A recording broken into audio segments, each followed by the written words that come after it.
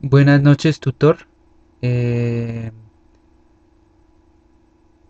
en este momento me dispongo para explicar el lazo de control de temperatura del incinerador, que consta del transmisor de temperatura 37, el controlador indicador de temperatura del lazo 37, los cuales llevan una señal eléctrica, ya sea a la SB115 o a cualquiera de estas otras dos válvulas 111 y 112 para controlar el ingreso de combustible al incinerador y así hacer el control completo de la temperatura en la torre del incinerador. Entonces, tenemos por este lado nuestro control de temperatura on-off en el incinerador, el cual está constituido por un sensor de temperatura y un transmisor de temperatura que sería el TT37, donde acá nos irá a mostrar la temperatura leída y aquí arriba la temperatura directamente en, en voltios en el sensor, o milivoltios exactamente. Por este lado tenemos el control indicador de temperatura, donde colocaremos nuestro set de temperatura y le colocaremos un tope máximo y un tope mínimo en la temperatura. Y finalmente tenemos nuestro actuador, que es una electroválvula, puede ser la SB115. La electroválvula sin energizar debe estar eh, normalmente cerrada por cuestiones de seguridad. Entonces vamos a iniciar nuestra simulación. Inmediatamente se energiza el circuito, la válvula entra a operar, lo que quiere decir que se comienza a fluir combustible y se empieza a generar temperatura. Eh, Vamos a colocar nuestro set point, por decir algo, en 700 grados.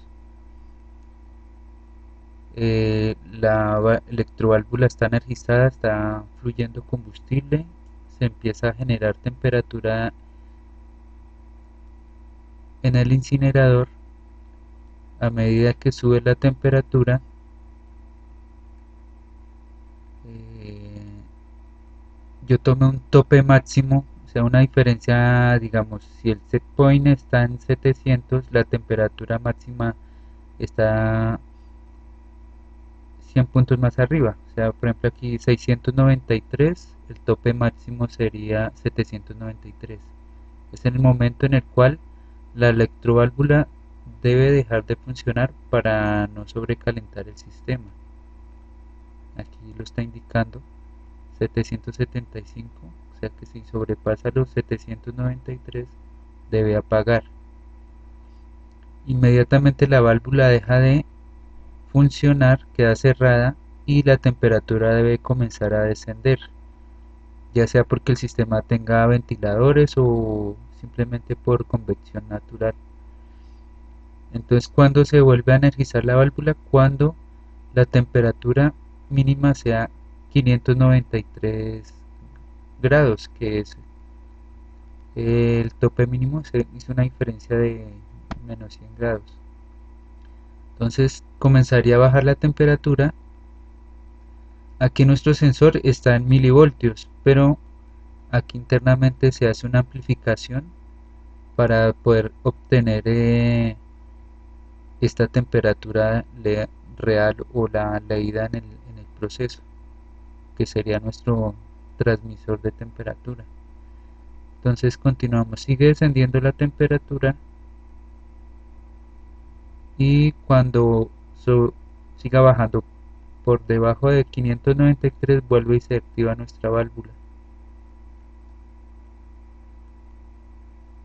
620, 598, 593. Vuelve y se energiza la válvula.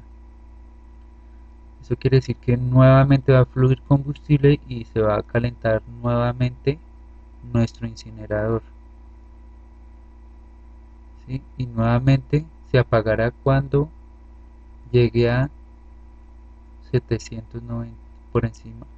Se apagará cuando llegue a 793. Ahí lo hizo. Digamos que queremos una temperatura más alta.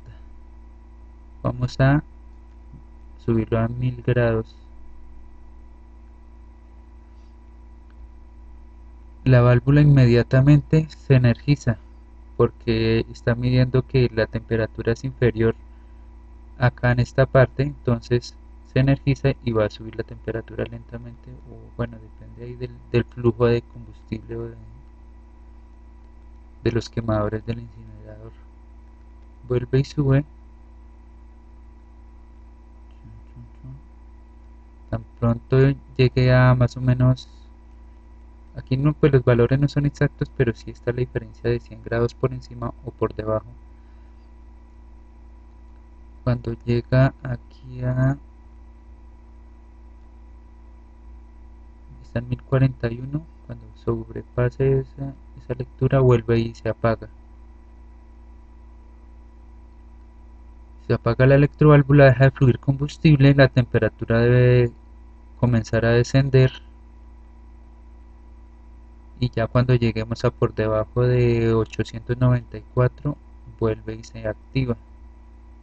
Igualmente, si yo coloco nuestro set point debajo de esa temperatura debe apagarse porque se entiende que debe de apagarse y dejar de calentar